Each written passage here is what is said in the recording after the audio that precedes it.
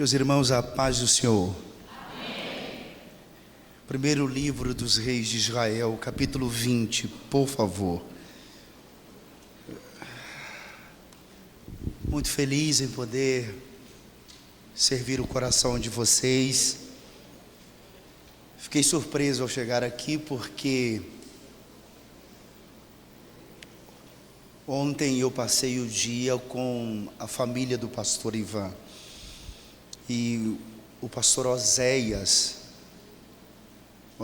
que é pastor em São Bernardo do Campo e também deputado estadual, e o motivo de estar em São Paulo é porque ele fez uma cirurgia e eu estou dando as doutrinas nas quintas-feiras.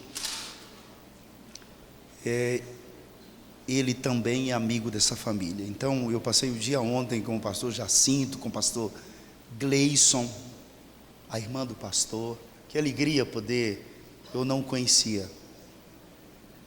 Oro para que Deus te abençoe grandemente e aprove as obras das suas mãos. Aos pastores, a todos que estão aqui, Deus abençoe vocês.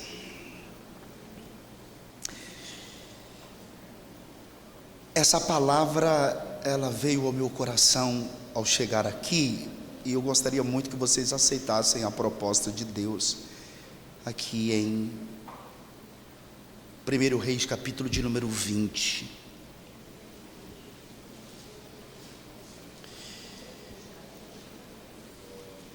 E Ben-Hadad, rei da Síria, ajuntou todas as suas forças, e 32 reis e cavalos e carros havia com ele, e subiu, e cercou a Samaria, e pelejou contra ela. E enviou à cidade mensageiros a Acabe, rei de Israel, e disse-lhe: assim diz Ben-Hadad: a tua prata e teu ouro são meus, e tuas mulheres e os melhores de teus filhos são meus. E respondeu o rei de Israel e disse: conforme a tua palavra, ó rei meu senhor, teu sou eu e tudo quanto tenho. E tornaram a vir os mensageiros e disseram: assim fala Ben-Hadad, dizendo: ainda que eu te tenha mandado dizer, tu me has de dar a tua prata e o teu ouro, e as tuas mulheres e os melhores dos teus filhos, todavia amanhã a estas horas enviarei os meus servos a ti, e esquadrinharão a tua casa e as casas dos teus servos, e há de ser que tudo que for aprazível aos teus olhos o meterão nas suas mãos e o levarão. E se você puder manter a Bíblia aberta, por favor, faça assim.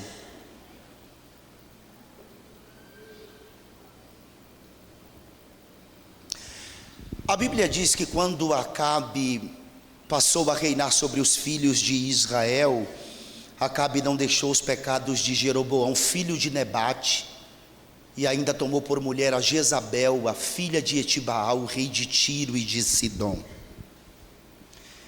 Jezabel era uma sacerdotisa que, quando sai da sua pátria para residir em Samaria, ela teve a diligência de levar consigo os postes ídolos que eram adorados na sua pátria, a saber, Baal e Azerá, ou Astarote, como você queira. Esses deuses, dentro da mitologia cananeia, eram conhecidos como os deuses da fertilidade. A chuva para os cananeus era o sêmen de Baal, enquanto Azerá, a esposa de Baal, era aquela que fazia fecundar a semente. Além dos dois postes ídolos, Jezabel também levou os profetas que profetizavam por essas duas divindades.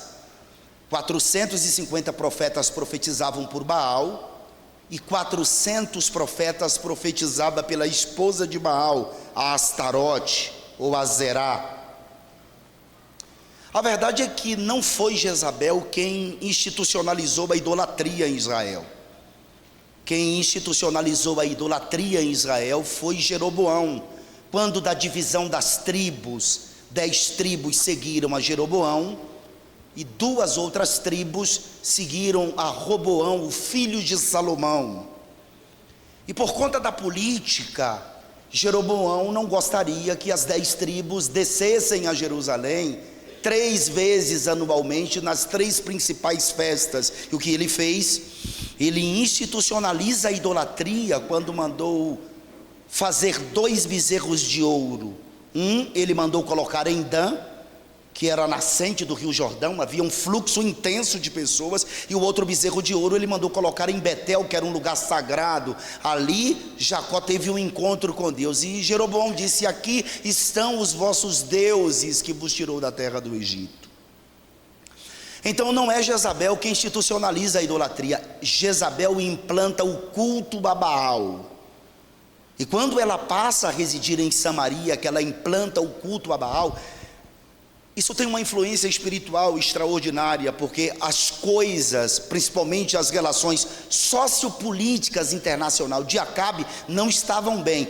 Tanto que Ben-Hadad, rei da Síria, ajunta-se com mais 32 reis, com seus respectivos cavalos e carros, e cerca a cidade de Samaria. Só que dentro da guerra existe uma ética. Acabe precisava saber o porquê de tamanho exército, liderado por um rei, está cercando a sua cidade. E Ben-Hadad envia mensageiros com as suas prerrogativas, e Acabe os recebe dentro da cidade. E as prerrogativas de Ben-Hadad para Acabe são essas. Na verdade, são prerrogativas exigentes. O que Acabe ouve dos mensageiros são essas palavras: olha, Ben-Hadad manda te dizer que nós estamos aqui em volta da sua cidade porque nós queremos a sua prata e o seu ouro. Nós também queremos as suas mulheres e os melhores dos seus filhos.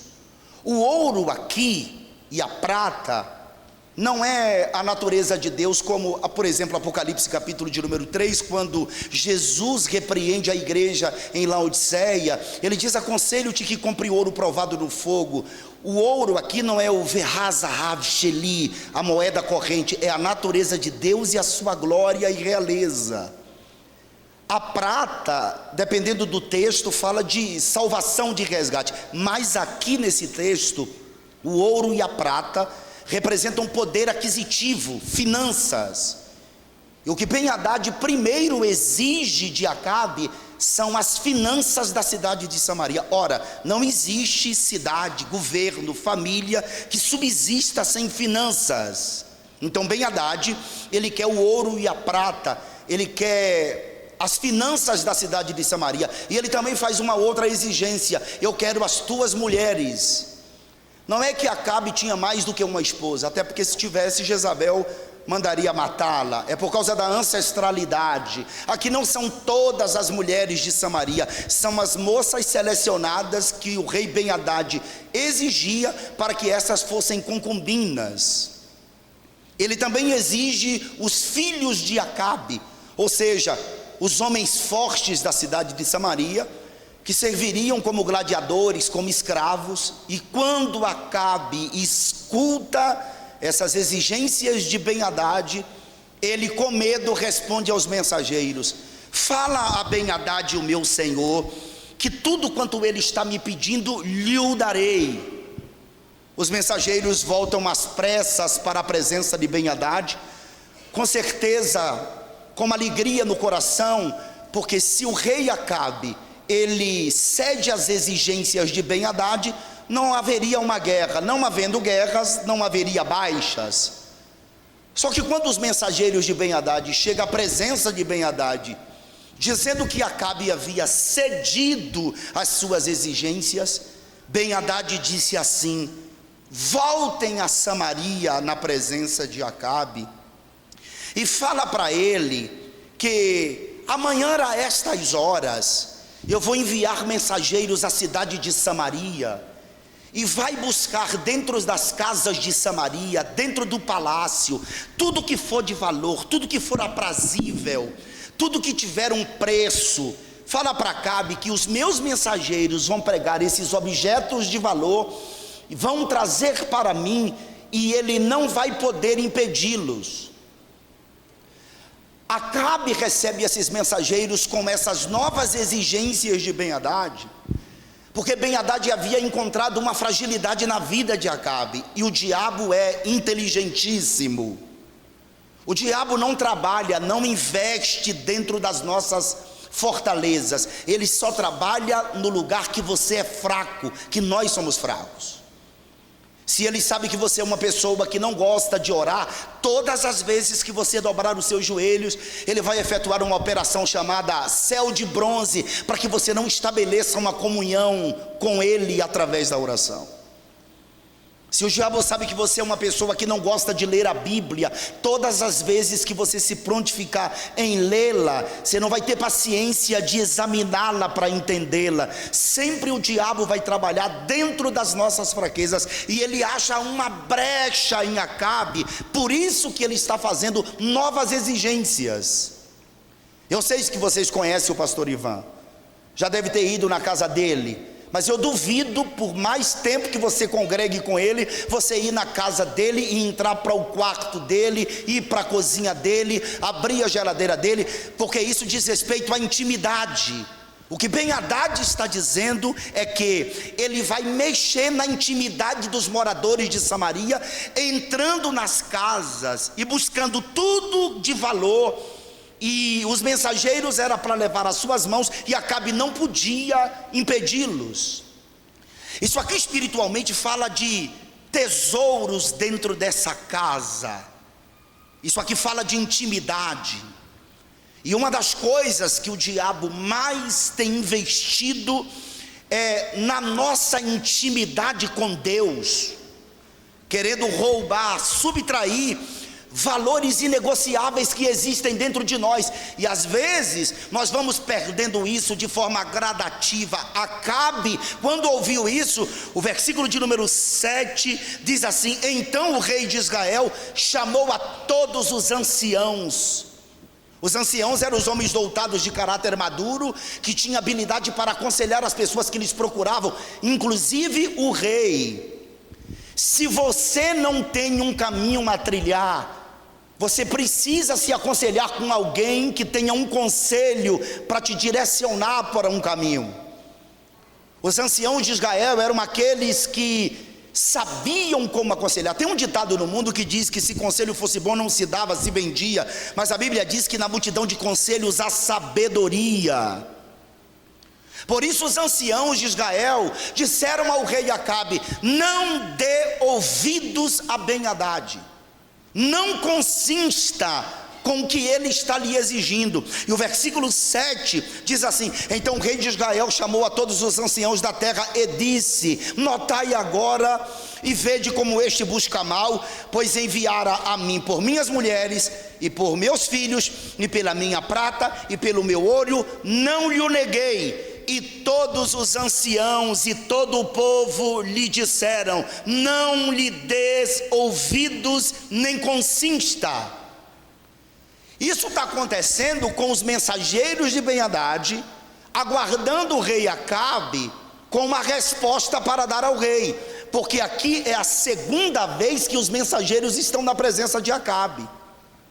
O versículo de número 9 do capítulo 20 diz assim: pelo que disse aos mensageiros de Ben-Hadad: dizei ao rei meu senhor, tudo o que primeiro mandaste pedir a teu servo, farei, porém isto não posso fazer. E foram os mensageiros e lhes tornaram com esta palavra. Irmãos, há tempo de recomeço.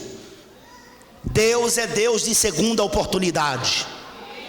Talvez você abriu uma brecha, deu uma oportunidade, a sua intimidade está sendo invadida, a sua privacidade com Deus está sendo invadida pelo inimigo, mas há tempo de você recomeçar. Aceite a proposta de Deus através dessa palavra. E os mensageiros voltam a Ben-Hadad para avisar a Ben-Hadad que Acabe estava dizendo que esta segunda exigência ele não ia permitir. Aí o versículo de número 10 diz assim: e Ben-Hadad enviou a ele. É a terceira vez que Ben-Hadad envia os mensageiros dentro da cidade de Samaria. E Ben-Hadad enviou a Acabe os seus mensageiros e disse: assim me façam os deuses e outro tanto, que o pó de Samaria não bastará para encher as mãos de todo o povo que me segue. O que está acontecendo aqui é que não é uma guerra apenas política, é mais do que isso. Aqui está acontecendo uma guerra espiritual. Porque o que Ben-Hadad está dizendo para Acabe é isso: eu vou provar para você, Acabe, que o meu Deus, com os deuses dos 32 reis que estão aliados a mim, são mais poderosos do que o teu Deus. Porque todas as nações, quando saíam numa guerra, a nação saía em nome do seu Deus. Lembra quando a arca foi tomada em 1 Samuel capítulo 4, que foi para Asdod, para a casa de Dagom, o rei dos filisteus? Os romanos, quando saíam para a guerra, eles saíam em nome dos seus deuses. Os gregos dependiam, se fosse no mar, ia em nome de Poseidon. Havia um panteão de deuses. Os filisteus iam em nome de Dagom. Os romanos iam em nome de vários deuses que possuíam. Os assírios iam também em nome dos seus deuses. E aqui o Ben-Hadad está dizendo que o seu Deus era maior do que o Deus de Acabe. E isso acontece às vezes com muitos de nós crentes, principalmente quando estamos passando dificuldades. A gente pensa que Deus virou as costas para nós. E quando isso acontece, que a gente entra em oração, que a gente começa a resistir à força do mal, parece que a luta ela cresce, e isso é fato. É por isso que a Bíblia diz que é para a gente resistir ao diabo e ele fugirá de nós.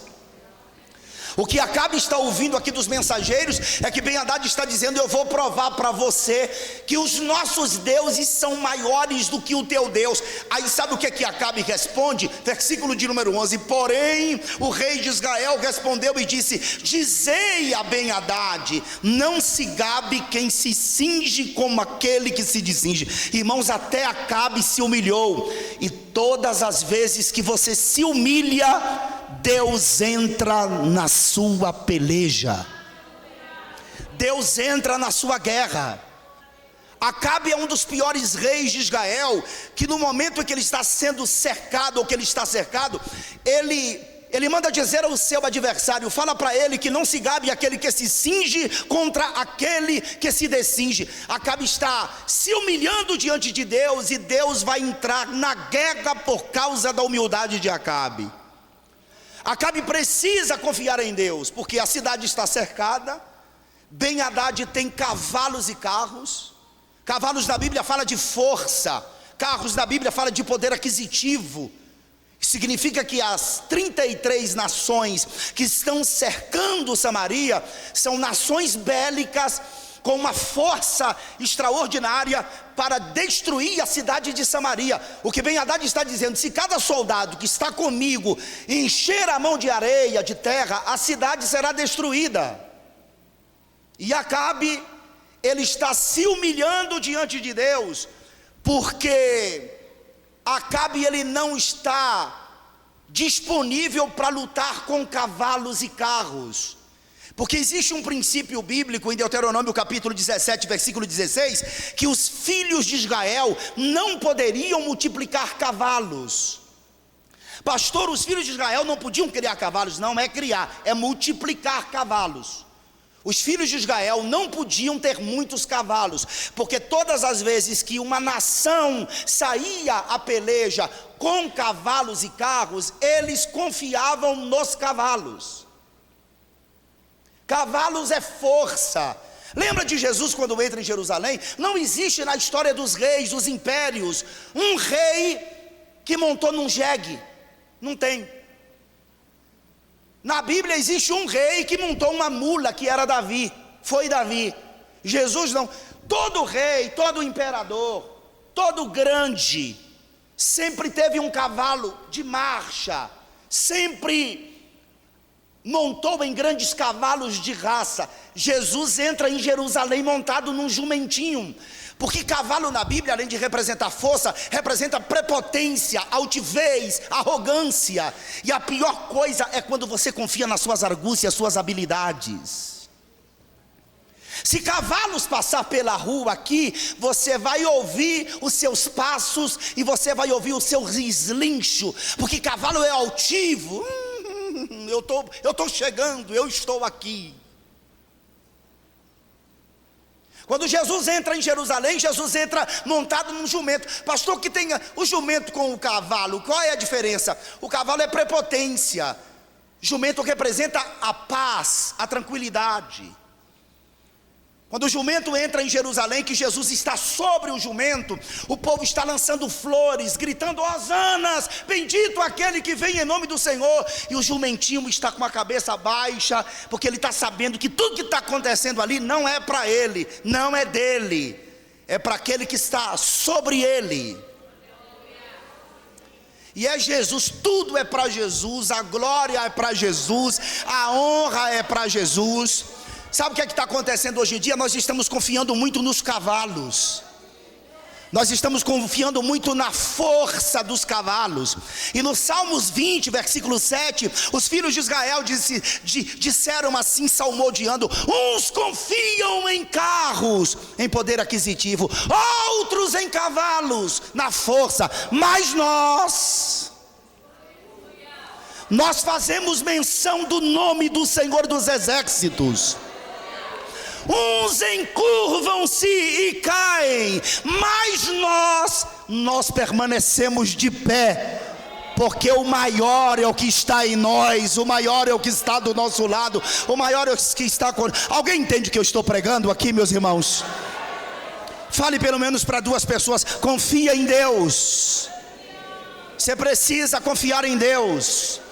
Confia em Deus no momento da adversidade. Já ouviu aquela historieta do barco que estava indo a pique, e as pessoas começaram a pegar os botes e a lançá-los dentro do mar, e uma mulher em alvoroço anda para um canto, anda para outro, e ela percebe que tinha uma criança brincando no navio enquanto eles estavam em alvoroço, e ela passou 1 vez, 2 vezes, 3 vezes, e ela bateu na cabeça do menino e perguntou: você não está vendo que todo mundo está em alvoroço? Nós estamos lançando os botes dentro da água e você brincando. O menino olhou para ela e disse: tia, o meu pai é o capitão.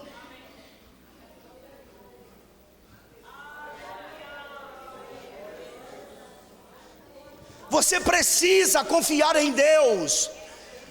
Você precisa confiar nele. Eu estava esses dias, pastor, eu estou morando no Goiás, numa cidade chamada Jaraguá, é a cidade do jeans, a cidade da minha mulher. E um amigo meu lá da Bahia, porque eu sou baiano, ele me pediu que eu fosse numa cidade chamada Mara Rosa, é a capital do açafrão no Brasil. E ele é um vendedor, ele é um empresário forte na Bahia, de temperos. E eu peguei o carro, fui uns 150, 200 quilômetros até Mara Rosa, fiz alguns vídeos lá para enviar para esse meu amigo. Conversei com alguns empresários, fui na cooperativa. Quando eu estava voltando de Mara Rosa para Jaraguá, eu ia pegar um avião no aeroporto de Goiânia para o Rio Grande do Sul. E eu estava com o cabelo grande, e eu vi uma barbearia, e eu parei o carro e entrei naquela barbearia. Perguntei ao rapaz se ele tinha como cortar meu cabelo. Ele disse que sim, para mim aguardar alguns minutos. Eu assentei naquela cadeira de cabeleireiro, o cara começou a cortar meu cabelo. E quando ele terminou de cortar, ele pegou a navalha. Pastor, me veio uns pensamentos. Eu digo: eu nunca vi esse cara, meu, e eu estou confiando o meu pescoço a ele.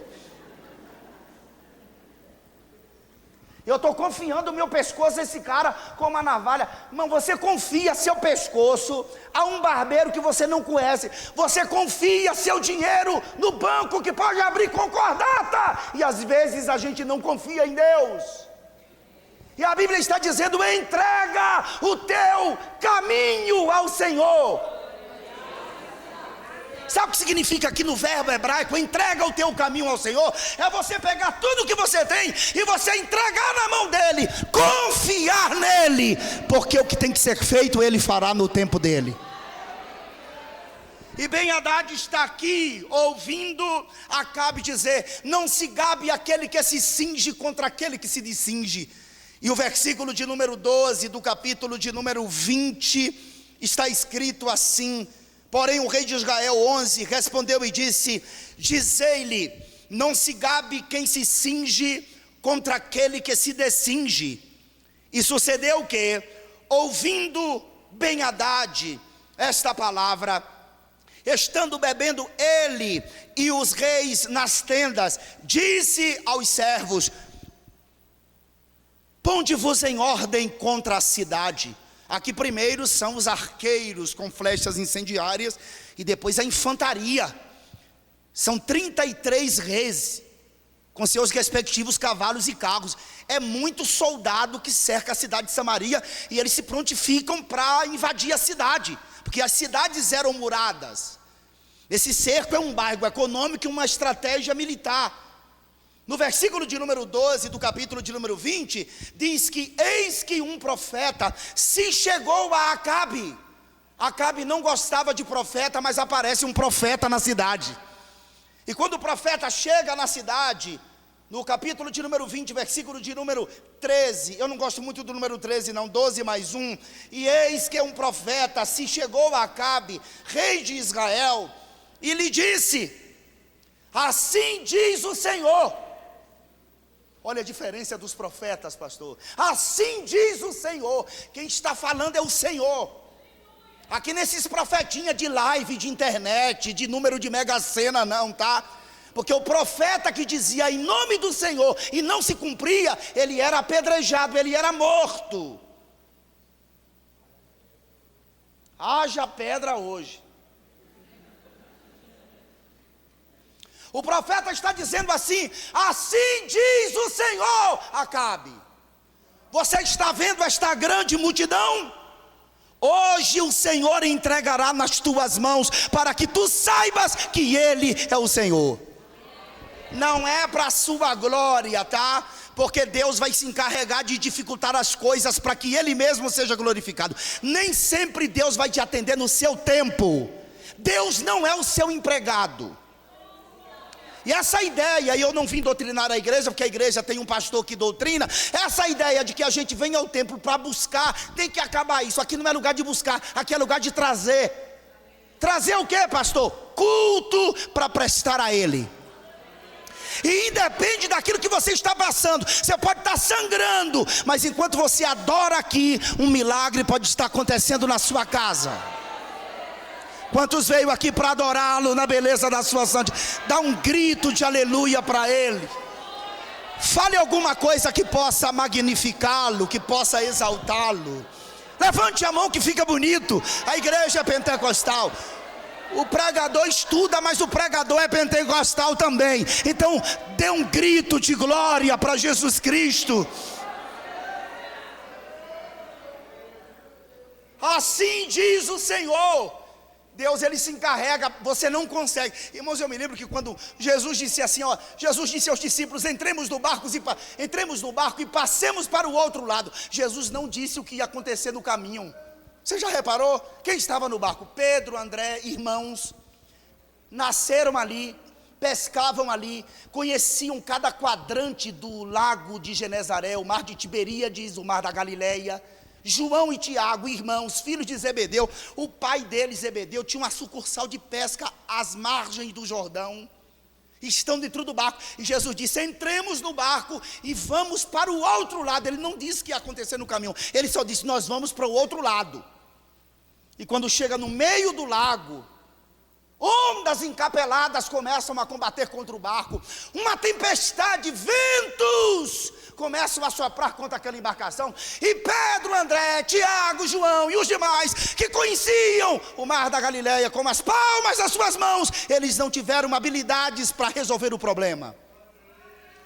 E Deus, Ele dificulta as coisas dentro do seu território, dentro da sua casa, para você não ter, através das suas argúcias, habilidades de resolver os problemas, porque se você consegue resolver, Ele não é glorificado. Quando Marta e Maria disse: Senhor, venha depressa, que Lázaro, teu amigo, e Lázaro não é um homem, é um menino de 12, 13, 14 anos de idade.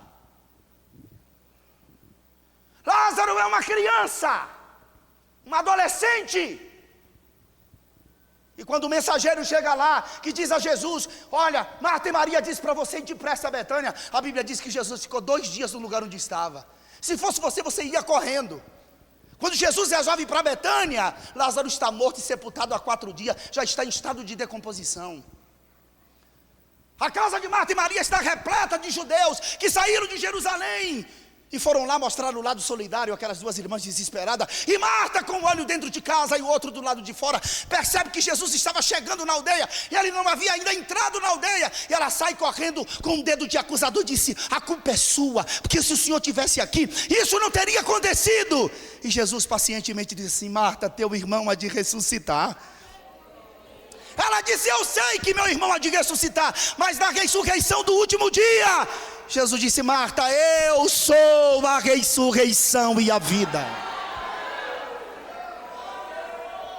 Não me orechema. Não é no seu tempo, é no tempo dele, para a glória dele. Alguém entende o que eu estou falando? Por favor, faz assim com a mão. Glória a Deus. Aponta o dedo para alguém, se não é pecado não, diga: confia em Deus. Fala para alguém: confia em Deus. Vocês,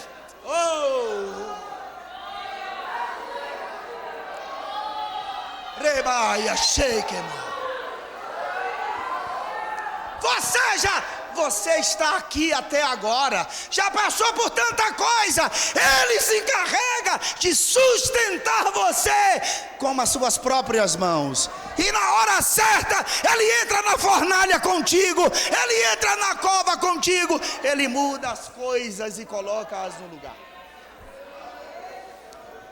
E o profeta, glória a Deus.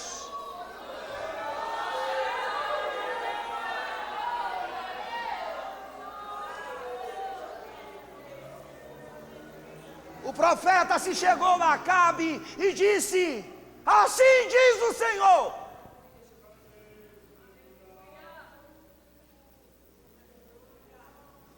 Vou traduzir em português.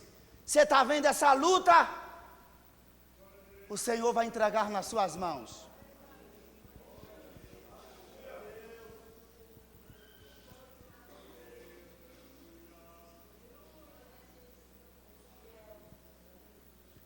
E Acabe olha para o profeta e diz assim: como assim? Como assim? Por quem? E o profeta responde: pelos príncipes, pelos moços dos príncipes das províncias. Pastor, é um improvável. É o improvável. E disse Acabe: por quem? E o profeta disse: assim diz o Senhor, pelos moços dos príncipes das províncias. Você não está só na guerra.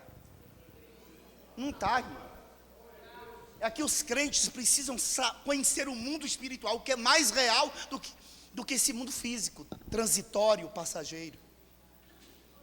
Tem gente que te viu uma vez na vida e o Espírito Santo fotografou sua face e a pessoa está orando e Deus lembra disso. Isso já aconteceu N vezes. Deus está em congressos com milhares de pessoas e enxergar alguém, e aquilo está na minha cabeça. E quando eu chego em casa, às vezes num dia de culto de oração que eu estou orando, olha a face da pessoa, eu não sei nem quem é, mas aquela face está ali, impregnada na minha mente, e o Espírito Santo está dizendo: ora por ela. Você não está sozinho na guerra. Pastor, você está gritando. Eu vivo intensamente a pregação. O Elcolamp disse: a verdadeira pregação consiste em suar sangue. Eu não sou coach. Eu quero que você sinta o que eu estou sentindo em mim. Porque eu não leio a Bíblia para pregar, eu leio para me edificar. E depois que me edifica, isso aqui é transferido para a sua vida. Então receba na noite de hoje essa graça, essa habilidade, essa força. E se você puder glorificar a Deus, faça isso nessa noite. Pega na mão de alguém, por favor, diga: você não está só na guerra. É que a mensagem exige isso. O Senhor não está só na peleja. Você não está só, meu pastor. Agora você tem um amigo também. Então estamos juntos. O Senhor não está só na guerra.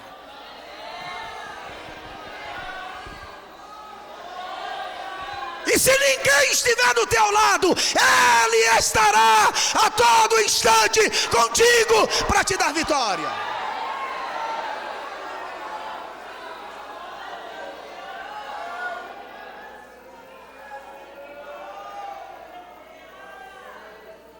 Acabe pergunta por quem, e o profeta responde: pelos moços dos príncipes das províncias, pelos moços dos príncipes, pelos moços dos príncipes das províncias. E Acabe, ele está preocupado. O versículo de número 14, e disse Acabe: por quem? E o profeta respondeu: assim diz o Senhor, pelos moços dos príncipes das províncias. E é o último versículo que eu vou ler, tá? O último, e vou passar o microfone aqui de direito. E disse Acabe, olha o que Acabe disse. Vamos ler juntos, vamos ler juntos? Vamos lá, vamos ler juntos? Está preparado? Vamos ler juntos? 1, 2, 3, vai lá. E disse Acabe.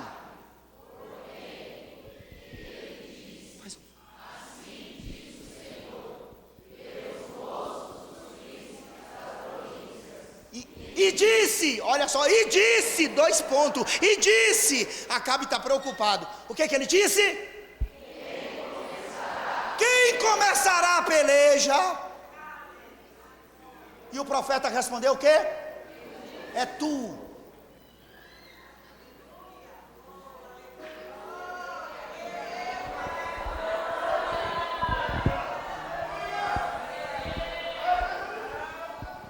Por quem? Pelos príncipes, pelos moços dos príncipes das províncias. Acabe. E quem é que vai começar a guerra? Olha que Ben-Hadad, lá no versículo de número 12, já ordenou os soldados: ponde-vos em ordem de batalha contra a cidade. Então os soldados já estão com as flechas incendiárias, já estão preparando infantaria para invadir. E o profeta se chega e diz: ó, Deus vai te dar essa multidão. Por quem? Pelos moços dos príncipes das províncias. E Acabe pergunta: quem é que vai começar a guerra? O profeta responde: tu começa. É tu. Chega de choro, pranto. Chega de ficar enclausurado. Chega de vida vegetativa. Chega de se esconder. Para de viver uma vida em que você se esconde de tudo. Levanta a cabeça, minha irmã. Levanta a cabeça. Levante a cabeça. Começa a peleja. Faz alguma coisa. Começa essa guerra. Pastor, estou gordinho, vai para a academia. Pastor, o cabelo está caindo, faz um implante. Pastor, estou com cabelo branco, pinta de preto. Levanta a cabeça, meu irmão. Eu não passei na faculdade. Tenta outra vez, meu irmão.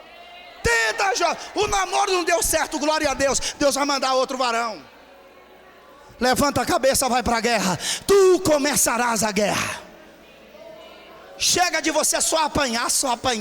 Você tem que ir para a guerra. Não aguenta ir correndo? Ande.